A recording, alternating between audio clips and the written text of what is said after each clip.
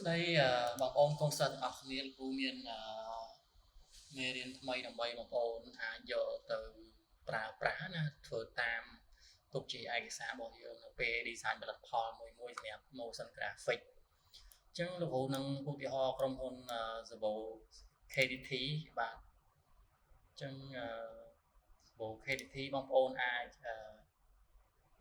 ប្រើសម្រាប់កក់សក់នឹងយើងអញ្ចឹងណាបាទអញ្ចឹងក្រុមហ៊ុនហ្នឹងលោកគ្រូធ្លាប់ធ្វើផលិតផលច្រើនពីផលិតផល KDT នៃក្រុមហ៊ុនគាត់អញ្ចឹងគ្រូឧទាហរណ៍ហ្នឹងអញ្ចឹងនេះយើងនឹងមានសាប៊ូហើយនឹងរូបបងស្រីតួយ៉ាងស្អាតសក់ស្អាតអញ្ចឹងទៅអញ្ចឹងយើងប្រើសាប៊ូហ្នឹងបាទអញ្ចឹងនេះយើងធ្វើរបៀបឲ្យរំលេចចេញមកដូចជាសិលអញ្ចឹងដូចជាបាទអញ្ចឹងយើងអាចយកទៅ apply លើវីដេអូយើងផ្សេងទៀតបានបាទបើយើងចេះកាត់តអីចឹងទៅបាទអញ្ចឹងយើងធ្លាប់ឃើញគេធ្វើវីដេអូបែបនេះច្រើនដងហើយអញ្ចឹងគេធ្វើបែបម៉េចបាទអូខេអញ្ចឹងបងប្អូនត្រូវបើក file នេះមកនេះបើកវាមកហើយតមកទៀតបងប្អូនត្រូវយករូបថតចាំលោកគ្រូដាក់ file ហ្នឹងឲ្យអូខេឥឡូវលោកគ្រូបិទវិញទាំងអស់ធ្វើម្ដងទៀតឲ្យបងប្អូនមើលបាទអូខេអញ្ចឹងនឹង project ហ្នឹងពេលបងប្អូនបើកបានមកនេះគ្រូលុបចោលវិញសិនបាទអញ្ចឹងវាមានចំនួន mode វាបាទមានចំនួន mode វាអញ្ចឹងគ្រូលុបចោលនេះ layer ដែលលោកគ្រូដាក់ចូលមិញលុបចោលអញ្ចឹងបងប្អូនមិនបាច់លុបទេតែបងប្អូនអាចយកមកធ្វើតាមអញ្ចឹងនេះជា file ហើយគ្រូដាក់ឲ្យយើងចុច command I មកឬក៏ចុច control I để យករូបសាប៊ូអញ្ចឹងសាប៊ូនេះយើងយក com នេះបាទ editable នេះអូខេមកតមកយើងមាន layer សាប៊ូរបស់យើងអញ្ចឹងយើងត្រូវយើងដាក់ឈុតទីប៉ុន្មានយើងដាក់វាមកឈុតទី1នេះអញ្ចឹងកន្លែងនេះគេដាក់ថាplace alpha នេះចុចវា2ដងមកហើយយើងទាញរូបយើងសាប៊ូយើងដាក់ចូលពីលើបាទហើយយើងបិទផ្នែកនេះក៏បានដែរបិទផ្នែកវាឬក៏លុបវាចោលអញ្ចឹងនៅពេលដែលយើងចុចទៅលើនេះវាចេញឲ្យយើងបាទអញ្ចឹងនេះជាពេលយើង play ទៅវាចេញឲ្យយើងហ្នឹងដាក់ quarter ឲ្យវាលឿនហើយអញ្ចឹងវាបាញ់រូបសាប៊ូឲ្យយើង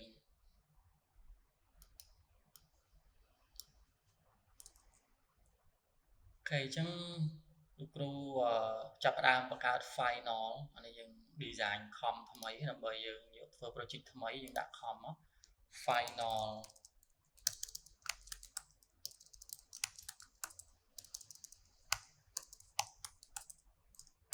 2អីចឹងទៅតោះមកយើងបង្កើតទាញ background ដាក់ចូលអញ្ចឹងបើក background យើងអាចយករូបភាពដែលយើង download មកចាំលោកគ្រូផ្ញើឲ្យទៀតបើយើងចង់ប្រើនេះដាក់ចូលមកនេះ background របស់យើងយើងអាច scale វាចុចស S scale វាមកសមដែលយើងចង់ប្រើវាមកចុចស P position វានេះតោះមកយើងដាក់តួអង្គតារាយើងចូលទៀត import ដែរ import បងស្រីនឹងចូលណា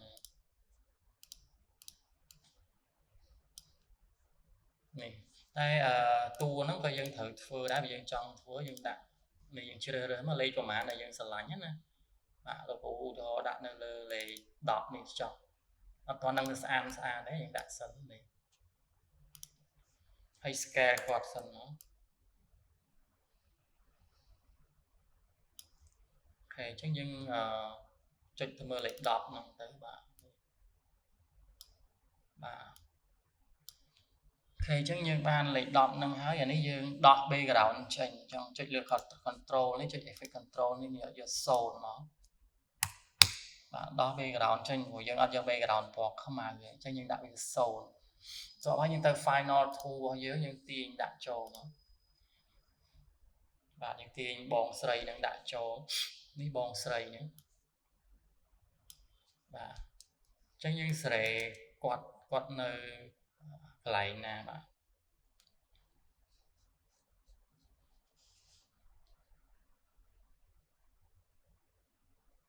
ចឹងឧទាហរណ៍យើងចុចសរ P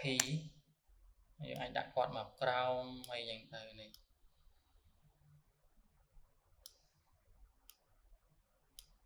ហើយយើងអាច scale ឲ្យធំអីយ៉ាងទៅ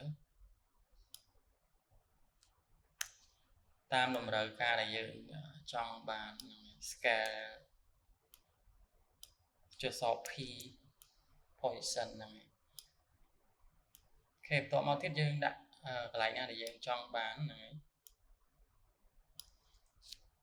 បន្ទាប់មកនេះយើងត្រូវឈប់សិនបាទអានេះលោកគ្រូដាក់អត់ច្បាស់ទេព្រោះយើង rent preview យើងយកអានេះដើម្បីវាអត់ច្បាស់ហើយបើយើងយក full វាដើរយូរអញ្ចឹងនេះយើងកាត់គាត់ជា2សិនដើម្បីកំណត់ទីតាំងឲ្យគាត់ត្រូវទៅវិញចុច edit split layer នេះហើយទាញគាត់ចេញសិនបន្ទាប់មកយើងចុចទាញបន្តិចមកចុច split layer ម្ដងទៀតហើយអាហ្នឹងយើងចុច mouse ស្ដាំយក time free frame អញ្ចឹងយើងអាចទាញដល់កន្លែងណាដែលគាត់ត្រូវទៅវិញអញ្ចឹងទាញស្មើមកអញ្ចឹងពេលយើង play មកគឺគាត់ចេញមកហើយនេះយើងអូសមកវាលឿនជាងនេះ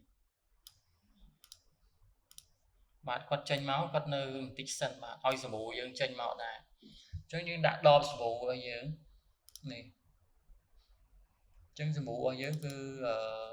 យើងដោះវាដែរណានេះដោះវា0ដែរទៅវាចេញអញ្ចឹងយើងទាញ final tool របស់យើងទាញរូបសម្បូរចូល project របស់យើងសម្បូរនេះបាទយើងទាញចូល final tool របស់យើងទាញអានឹងចូលដែរមកហើយយើងដាក់វាចេញតគ្នាត្រឹមនេះចោះឧទាហរណ៍បងស្រីនឹងចេញអស់ត្រឹមនេះគាត់ចេញមកហើយយើងចេញសម្បូរដែរសម្បូរលោតចេញឬក៏យើងធ្វើសម្បូរមុនក៏បានដែរទាញយើងសេរីទីតាំងសម្បូរនឹងឲ្យយើងចំដែលយើងចង់បានសិនមក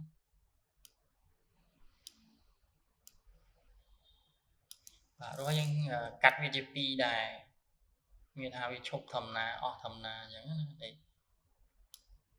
ចុចលើវា split layer វាដែរមកហើយទាញវាចេញសិននេះចាំឲ្យវាទៅវិញហើយនេះយើងចុច split ម្ដងទៀតទាញវាហ្នឹង split ម្ដងទៀតចុច mouse ស្ដាំ